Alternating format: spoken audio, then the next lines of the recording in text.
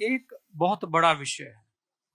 यहाँ पर जितने पैनल बैठे हैं सबने चर्चाएं की है और वो सवाल मैं आपसे ले रहा हूं क्योंकि आप विदेशों में भी जाते हैं।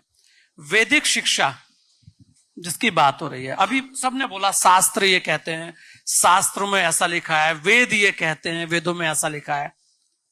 कितने लोग जानते हैं? कितने युवाओं को इसका ज्ञान है महाराज जी?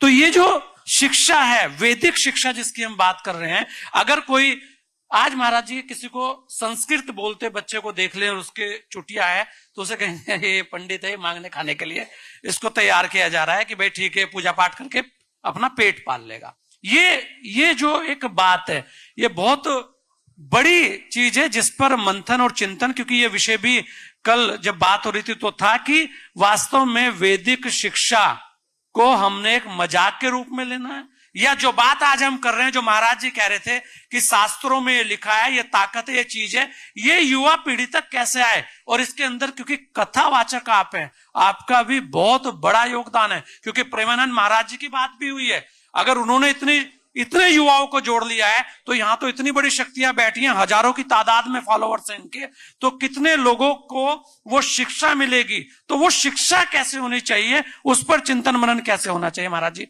उस पर हम बात करेंगे। भूतैर्महद्भिर्यमा पुरो विभुर निर्माय शेते यदमूष पूरुषः भुंक्ते गुणान् षोडश षोडशात्मकः सोऽलंकृशिष्ट भगवान वचांसि में वंदे महापुरुष ते चरणारविंदम। सर्वप्रथम नेटवर्क 10 के माध्यम से जो ये धर्म संसद, संत संसद का आयोजन किया गया है, मैं संजय गिरी जी का बहुत उनको साधुवाद देता हूं। और जितने भी मूर्तियां यहां विराजमान है, सिया राम मैं सब जग जानी, करहूं प्रणाम जोरी जुग पानी, उस भाव से प्रणाम निवेदित करता हूं। आपने कहा वैदिक शिक्षा आज कहां है, कितनी है, कितने लोग इसको जानते हैं, तो एक पंक्ति से जो प्रायः आपने ट्रकों के पीछे देखा होगा लिखते हुए, 100 में से 99 बेईमान फिर भी अपना देश महान। बहुत न्यूनतम लोग हैं जो वेदों की बातों को जानते हैं, वेदों की बातों को समझते हैं और उसको जीवन में उतार पाने तो कोई विरला ही होता है। आपने जो बात कही, 3 बिंदु थे मुख्य आपकी वैदिक शिक्षा को लेकर के। मैं एक बात कहना चाहूंगा, 1832 ईस्वी की बात है। इस भारत को गुलाम बनाने के लिए लॉर्ड मैकाले ने ब्रिटिश पार्लियामेंट में जो कुछ कहा था वो आज भी वहां दर्ज है जी। और उसमें जो कहा है कि भारत देश को गुलाम बनाना कठिन नहीं, असंभव है, क्योंकि भारत पूरा भ्रमण करके मैं आया, मुझे एक भी अशिक्षित नहीं मिला, एक भी भिखारी नहीं मिला, एक भी कमजोर नहीं मिला। वो भारत देश जहां पर एक एक व्यक्ति सशक्त हो, उस देश को गुलाम कैसे बनाया जा सकता है, ये लॉर्ड मैकाले का संदेश। फिर कहा कि ये कैसे संभव है, हमें तो बनाना है भारत को गुलाम। हस्तियां बिट गई भारत को गुलाम बनाने वालों की, तो एक ही तर्क निकला कि यदि गुरुकुल शिक्षा पद्धति को नष्ट कर दिया जाए और मॉडर्न एजुकेशन सिस्टम को लागू कर दिया जाए तो ये भारत देश अशिक्षित भी होगा, या फिर शिक्षित होगा तो सो कॉल्ड शिक्षित होगा, क्योंकि उसके धर्म का मर्म वो जानता ना होगा। और फिर आप चिंतन करके देखें तो पहले हम सबके पूर्वज धोती कुर्ता पहना करते थे, अब टाई कोट पैंट में आ गए, गले में फंदा तो पहले ही लगा लिया है। खान पान बदल गया, सब कुछ बदल गया। जिस जाति को हम नष्ट करने की बात कर रहे हैं, ये मेरी बड़ी कठोर बात हो सकती है, क्योंकि एक शायर ने कहा है, जो खरा होता है सचमुच वह खारा होता है, जमाने को कब वह गंवारा होता है। यहां तो चाहिए केवल खुशामद करने वाले चमचा, इसलिए तो सबका प्यारा होता है। लेकिन यहां पर हम चमचागिरी नहीं करेंगे, हम शास्त्र की बात करेंगे। लोगों की कोई की दादागिरी होती है, कोई की नेतागिरी होती है, हम डंके की चोट पर बोलते हैं हमारी शास्त्रगिरी है। हम शास्त्रों की बात से बात करते हैं। तो धर्म जिसकी हम बात करते हैं, उस धर्म का मूल कहां है? तो वेदो खिलो धर्म मूलम, वेद ही धर्म का मूल है। वेद ही धर्म का निर्देश करता है, किस व्यक्ति को क्या करना चाहिए, किस व्यक्ति को क्या नहीं करना चाहिए। वेद प्रणहितो धर्म, मैं आधे आधे सूत्र में ही बात बता रहा हूं। वेद प्रणहितो धर्म, वेद कहता है ये करो वो धर्म, वेद कहता है ये मत करो वो अधर्म करना वाला। विधि और निषेध से वेद काम करते हैं, क्या करें क्या ना करें, इन दो चीजों से वेद काम करते हैं। आज छोटा सा उदाहरण दे रहा हूं। जाति तकलीफ नहीं देती है। हमारे सनातन धर्म शास्त्रों में कहीं भी एक शब्द दलित नहीं है। यह राजनेताओं की पैदा की हुई पैदाइश है। दलित शब्द शास्त्रों में कहीं नहीं है। अब रही बात चार वर्ण व्यवस्था की, तो श्रीमद् भगवत गीता के प्रमाण से कह रहा हूं, ये चारों वर्ण व्यवस्था सनातन है। चातुर्वर्ण्यम मया सृष्टम गुण कर्म विभागशः, श्रीमद् भगवत गीता का 4 अध्याय का 13वां श्लोक है। अब एक महानुभाव इससे पहले मंच पर बैठे थे, उन्होंने कहा कि त्रेता युग में कहां वर्ण व्यवस्था थी। तो मैं निवेदन करना चाहूंगा, वाल्मीकि रामायण का अवलोकन करें, रामचरितमानस का अवलोकन करें। गोस्वामी तुलसीदास जी की रामचरितमानस में अरण्य कांड में जब खरदूषण सामने आकर खड़े होते हैं, और अकेले नहीं 14,000 राक्षसों के साथ, भूत प्रेतों के साथ, और राम जी अकेले सामने खड़े होते हैं। सामने 14,000 हैं खरदूषण की सेना में और राम अकेले हैं। ये एक संदेश और देता है कि सत्य को प्रमाण के लिए भीड़ की आवश्यकता नहीं होती। कई बार सत्य अकेले खड़े होने का साहस भी मांगता है। आप अकेले खड़े हो सकते हैं कि नहीं हो सकते सत्य के धरातल पर। और उस समय पर राम जी स्वयं कह रहे हैं, हम क्षत्रिय मृगया बन करही, और तुमसे खग मृग खोजत फिरही। राम जी स्वयं को क्षत्रिय कह रहे। वाल्मीकि रामायण को देखें तो क्षत्रियो हम धनुष पाणी, भगवान स्वयं कह रहे हैं मैं धनुष धारण करने वाला क्षत्रिय हूं। अब आप विचार करके देखें कि वाल्मीकि रामायण को उठाएं तो राम जी ने अपने आप को क्षत्रिय का उद्घोष किया, रामचरितमानस को देखें तो वहां क्षत्रिय का उद्घोष किया। पहले वर्ण व्यवस्था के विज्ञान को समझना बहुत आवश्यक है। अब वर्ण और जाति में भी अभेद है। निवेदन करना चाहूंगा, जातियों की विस्तार बहुत हो सकता है। जैसे ब्राह्मण में भी ये गौड़ है, ये सनाड्य है, ये सरयू पहाड़ी है, ये वशिष्ठ गोत्रीय है, कोई अगस्त गोत्रीय है, कोई भारद्वाज गोत्रीय है। वो शाखाएं जातियों में प्रभेद हो सकता है, लेकिन वर्ण केवल 4 हैं। मैं आप इस नेटवर्क 10 के मंच के माध्यम से एक बात पूछना चाहता हूं, पूरे विश्व में 4 सेक्टर के अलावा 5वां सेक्टर आप बता करके दिखा दें। और 4 सेक्टर कौन से हैं? एडुकेशन, डिफेंस, बिजनेस और सर्विसेज। इन 4 सेक्टर्स के अलावा 5वां कोई सेक्टर है गिरी जी? ये एडुकेशन सेक्टर, ये ब्राह्मण का, कैसे शिक्षा दी जाए, क्या शिक्षा दी जाए? डिफेंस क्षत्रिय, व्यापार वैश्य, सर्विस सेक्टर शूद्र, ये चारों वर्ण व्यवस्था, और सबको सबके अनुसार ही शिक्षा दी जाती रही। अगर हम श्रीमद् भागवत महापुराण में पितामह भीष्म का उद्घोष सुनेंगे, जिस समय युधिष्ठिर राजगद्दी पर बैठना नहीं चाह रहे हैं, कृष्ण समझा रहे हैं कि बैठो, बोले ना ना ना, इतने भाइयों का वध हो गया, परिवार का वध हो गया, खून से लथपथ ये सिंहासन में नहीं बैठ पाऊंगा। बहुत समझाया, नहीं माने, चलो आपको एक महात्मा का आशीर्वाद दिला के ला रहा हूं। पितामह भीष्म जो बाणों की सरसैया पर पड़े हैं, उनसे कहा कि उपदेश करें। वहां पितामह भीष्म ने जो उपदेश किया उसमें लिखा है, दान धर्मान, राज धर्मान, मोक्ष धर्मान विभागशः, भगवत धर्मान, स्त्री धर्मान, भगवत धर्मान समासव्यास योगतः। ये कह रहे हैं सब धर्मों के बारे में बताते हुए कि राज धर्म क्या है, मोक्ष धर्म क्या है, लेकिन ये सारे धर्म कैसे बताए? बोले पुरुष स्वभाव विहितान यथा वर्णम यथाश्रमम, वर्ण और आश्रम के अनुसार बताए, क्योंकि सनातन का वेदों का मूल वर्ण और आश्रम पर टिका हुआ है। सतयुग में केवल एक ही वर्ण था, सतयुग में केवल एक ही वर्ण था, उसका नाम है हंस वर्ण। लेकिन उसके बाद में जिस व्यक्ति ने जैसा कर्म किया, ये गुण कर्म विभागशः की व्याख्या में सतोगुण, रजोगुण, तमोगुण के आधार पर ही जीवन भर मनुष्य कर्म करता है। जैसे किसी बैंक, जिसे किसी अकाउंट का बैलेंस शीट का एक क्लोजिंग बैलेंस होता है। गिरिजी कोई लाख कोशिश कर ले, प्रीवियस ईयर का क्लोजिंग बैलेंस ही नेक्स्ट ईयर का ओपनिंग बैलेंस होगा। ऐसे ही पूर्व जन्म के आपके गुणों के अधीन जो जो कर्म आपने किए हैं, उसी के अनुसार आपका अगले जन्म में उसी वर्ण में जन्म होगा। यही गुण कर्म विभागशः है। इसलिए वर्ण व्यवस्था जन्मना है, कर्मणा नहीं। और इसकी शिक्षा वेदों के माध्यम से मिले वो तब होगा जब गुरुकुलों की स्थापना होगी। सज्जनों, मैं एक निवेदन और करना चाहूंगा कि वर्ण व्यवस्था, जाति व्यवस्था को लेकर के लोग कहें राष्ट्र बड़ा या धर्म बड़ा, राष्ट्र बड़ा कि धर्म बड़ा। तो मैं निवेदन करूं, धर्म के माध्यम से राष्ट्र सेवा की शिक्षा मिल सकती है, लेकिन राष्ट्र के माध्यम से धर्म की शिक्षा नहीं मिल सकती है। इसलिए राष्ट्र से भी बड़ा धर्म। और महाराणा प्रताप का वो एक उद्घोष कहूं, जिस समय पर अकबर के आक्रमण पर एक ऐसा समय भी आया जब महाराणा प्रताप को वहां से भागना पड़ा। राज्य चला गया, अर्थात राष्ट्र चला गया, लेकिन राजा बचा हुआ था और राजा के जीवन में धर्म बचा हुआ था। तो घास की रोटी खा करके भी अपनी जंगल में सेना को सशक्त करते हुए इकट्ठी करके गया हुआ राज्य फिर से प्राप्त कर लिया। यदि धर्म बच जाएगा तो राष्ट्र बच जाएगा, लेकिन धर्म नहीं बचा तो राष्ट्र नष्ट हो जाएगा। इसलिए धर्म को बचाना परम आवश्यक है। नारायण।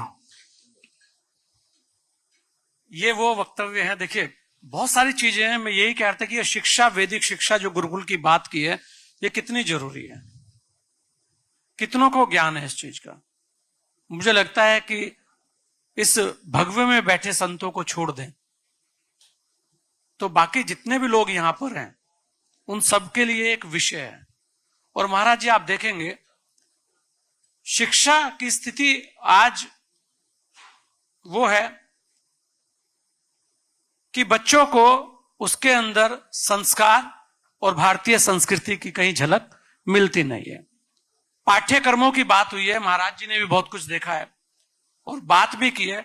आज आपको नहीं लगता महाराज जी की जो इतिहास है वो इतिहास भी बदला हुआ नजर आता है, पढ़ाया वो जाता है, जो हुआ नहीं है वो पढ़ाया जा रहा है और जो हुआ है वो छुपाया जा रहा है।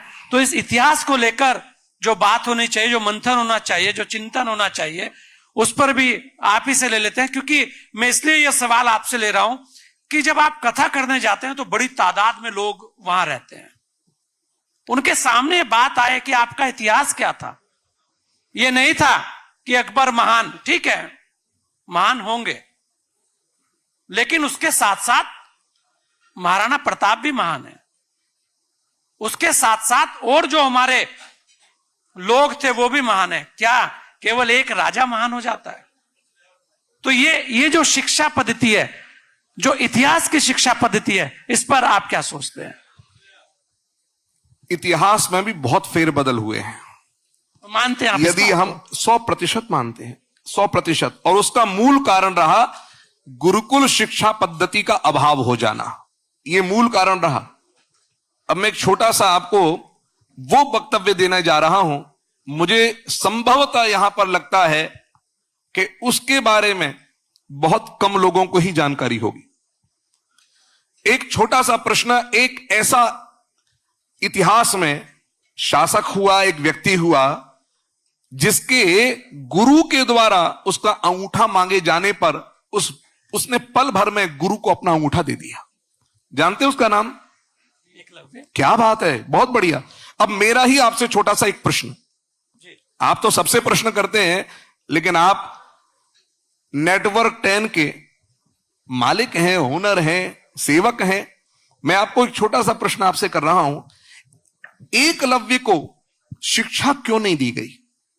द्रोणाचार्य ने क्यों नहीं शिक्षा दी एकलव्य को? क्या कारण रहा था? इतिहास में हमने क्या पढ़ा है?